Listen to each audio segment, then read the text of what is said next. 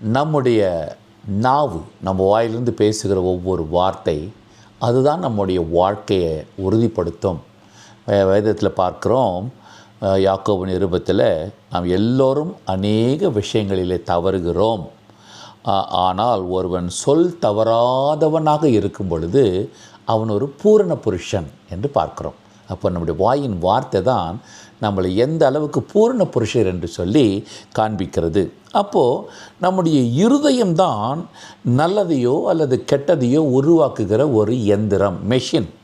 அப்போது அன்பானவர்களே, அந்த மெஷினுக்கு நம்ம என்ன ஒரு ரா மெட்டீரியலை கொடுக்குறோமோ அதுதான் ப்ரொடக்ஷனை கொடுக்கும்.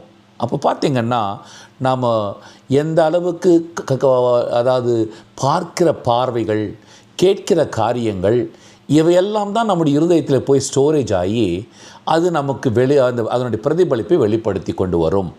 ஆனால் நாம் தேவனுடைய வசனத்தையும் அவருடைய சத்தியத்தையும் நாம் படித்து படித்து அவரை நாம் எப்பொழுதும் துதிச்சுக்கிட்டே இருக்கும் பொழுது நம்ம உள்ளத்திலிருந்து அந்த வசனம் மட்டும்தான் வெளியே வரும். அதனால தான் அன்பானவர்களே, இங்கே சொல்லப்பட்டிருக்கு, நாவு அது ஒரு பெரிதான நெருப்பு மாதிரி, ஒரு சின்ன பொறி போதும் அது முழு காட்டையை கொளுத்தி விட்டுகிறோம் தான். அப்போது அந்த அளவுக்கு நாவு ரொம்ப பயங்கரமான ஒன்று, அது சுக்கானை போன்றது. இந்த நாவை வச்சு நம்ம என் வாழ்க்கையை எப்படி வேணாலும் திசை திருப்பி கொண்டு போய் விடலாம். எனவே நாவை அடக்க ஒருவனாலும் கூடாது என்று பார்க்கிறோம். எனவே அன்பானவர்களே, இருதயத்தின் நிறைவினால் வாய் பேசும் என்று கற்று சொல்கிறாரு. நம்ம இருதயத்தினுடைய நிறைவோடு கூட ஆண்டவரை பேசுவோம், ஆண்டவருடைய வார்த்தைகளை பேசுவோம். அப்பொழுது அது மற்றவர்களுக்கு ஒரு ஔஷதமாக மாறும். கர்த்தர் உங்களை ஒவ்வொருவரையும் நிறைவாக ஆசீர்வதிப்பாராக. God bless you.